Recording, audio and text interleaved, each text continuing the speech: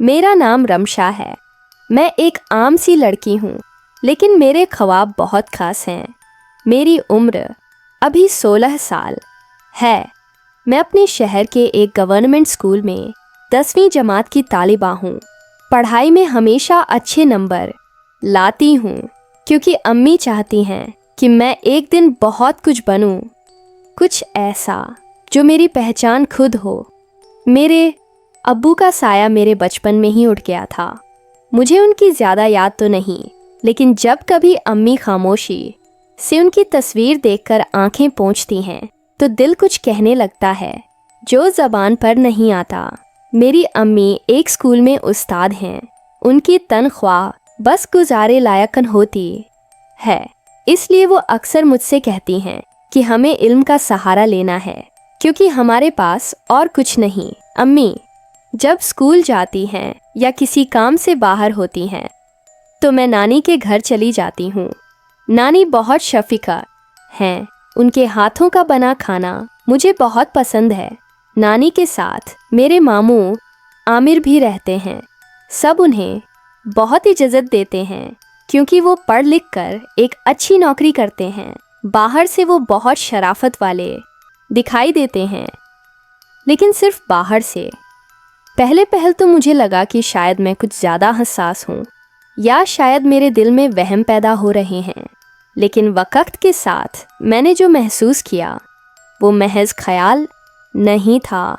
मामू की नज़रें वो अक्सर मेरे वजूद पर कुछ ऐसा ठहरने लगीं जैसे लफ्ज़ों के बिना भी बहुत कुछ कह रही हों। उनका लहजा, उनके सवाल, कुछ ऐसा होने लगा था जो मुझे बेचैन कर देता। मैंने कई बार अम्मी को कुछ बताने की कोशिश की, लेकिन फिर हिम्मत ना हो सकी। दिल कहता, क्या वो यकीन करेंगी? एक दिन ऐसा भी आया। वो दिन मेरी ज़िंदगी की सारी मासूमियत ले गया। अम्मी एक तरबियती वर्कशॉप के लिए दूसरे शहर गई थीं। मैं नानी के घर ठहरी हुई थी। रात को जब सब सो चुके थे, मैंने कमरे का दरवाज़ा बंद कर लिया था, लेकिन किस्मत को शायद कुछ और मंजूर था। रात के अंधेरे में जब ख्वाब और खौफ आपस में गड़बड़ होने लगते हैं, दरवाजे की हल्की सी आवाज़ आई। मैंने आंखें खोलीं तो कमरे की हल्की सी रोशनी में एक साया नज़र आया। दरवाज़ा आहिस्ता से खुला था और मामू आमिर की मौजूदगी ने मेरे दिल की धड़कन तेज़ कर दी। एक लम्हे के लिए तो जैसे मेरे जिस्म से जान निकल गई हो। ज़बान जैसे मफलूज हो गई थी। आवाज़ गले में कहीं दब कर रह गई। डरो नहीं, मैं तो बस तुम्हें देखने आया था कि ठीक हो ना। उनकी आवाज़ में नरमी से ज़्यादा कुछ और था, कुछ ऐसा जिसे बयान करना मुश्किल है। मैं खामोश रही, लेकिन मेरे हाथ कांपने लगे। मैंने फ़ौरन कंबल ओढ़ लिया और रुख दीवार की तरफ कर लिया। वो कुछ देर वहीं खड़े रहे, फिर चले गए। लेकिन उस रात नींद मुझसे रूठ गई। मैं सारी रात जागती रही और सुबह होने का इंतज़ार करती रही, जैसे कोई कैदी आज़ादी के लम्हे का इंतज़ार करता है। यह पहला मौका न था, न ही आखिरी। मामू आमिर की नज़रें, उनके जुमले, उनकी हरकत, सब कुछ एक खामोश जख्म की तरह मेरे अंदर चुभने लगा। मैं खौफजदा थी, लेकिन साथ साथ उलझन में भी।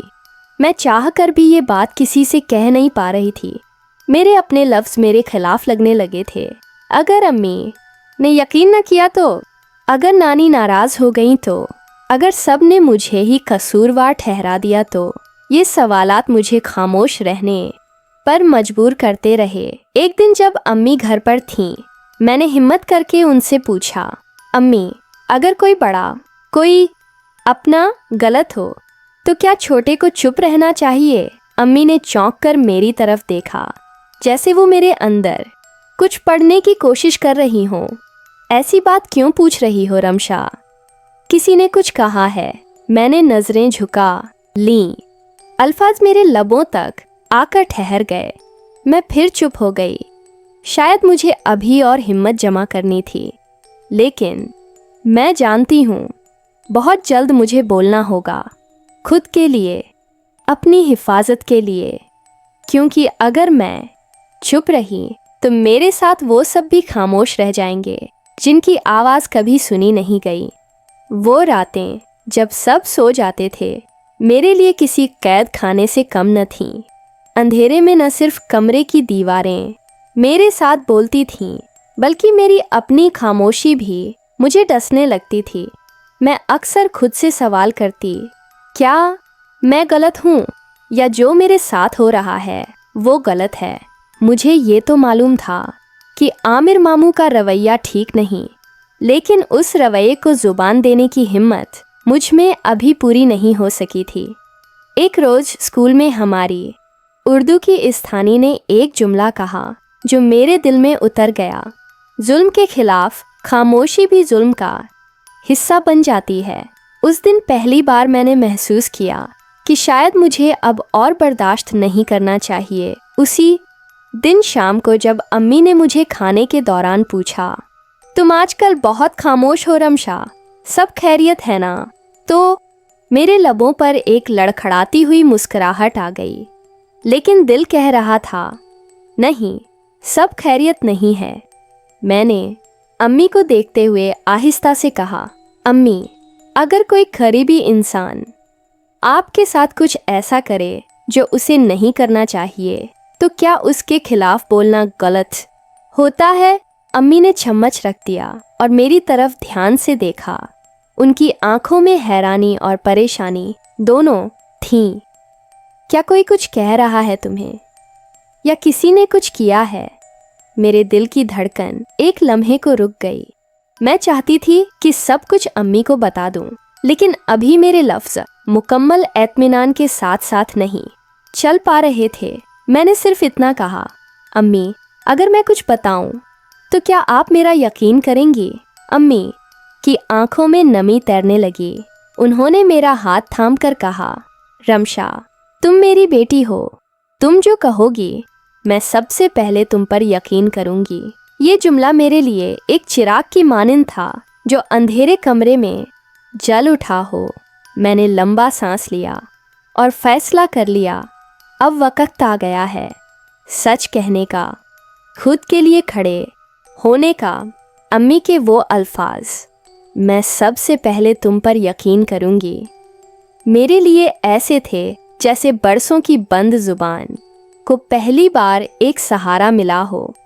मैंने उनकी तरफ देखा और लड़खड़ाती आवाज़ में कहना शुरू किया, अम्मी, जब भी आप मुझे नानी के घर छोड़ती थीं, मामू आमिर, वो, उनका रवैया, उनकी नज़रों में जो कुछ था, वो सब कुछ मुझे बहुत परेशान करता रहा। उन्होंने कई बार मेरे करीब आने की कोशिश की और एक रात वो मेरे कमरे में भी आ गए थे। अम्मी का चेहरा सन हो गया। एक लम्हे को जैसे वक्त थम गया हो। उनकी आंखों में बेचैनी, दुख और गुस्सा सब एक साथ उभर आए। उन्होंने मुझे सीने से लगा लिया और बस इतना कहा, तुमने बहुत बर्दाश्त किया मेरी बेटी, अब और नहीं। अगले ही दिन अम्मी ने फैसला कदम उठाया। उन्होंने ये बात नानी को भी बताई और मामू के सामने मेरा सच रखा। नानी को यकीन करना मुश्किल हुआ, लेकिन अम्मी ने किसी की परवाह किए बिना मेरे साथ खड़े होने का हक अदा किया। मामू आमिर ने पहले तो इनकार किया, फिर इल्ज़ाम मुझे ही देने की कोशिश की, लेकिन इस बार मैं खामोश नहीं रही। अम्मी ने कानूनी मदद ली। स्कूल की प्रिंसिपल और मेरी उर्दू की स्थानी ने मेरी गवाही की तस्दीक की। एक मजबूत औरतों का नेटवर्क हमारे साथ खड़ा हो गया। मामू को न सिर्फ खानदान बल्कि कानून की नज़रों में भी जवाबदेह होना पड़ा। मैं जानती हूँ ये सब कहना और करना आसान नहीं था। कई बार ऐसा लगा कि शायद मैं टूट जाऊंगी, लेकिन फिर मेरे अंदर से एक आवाज़ आती, खामोश रहने वाली लड़कियाँ हमेशा मजलूम नहीं रहती, कभी कभी वो तारीख लिखती हैं। अब मैं रमशा, एक लड़की जो खौफ से हार गई थी लेकिन खामोशी से जीत गई।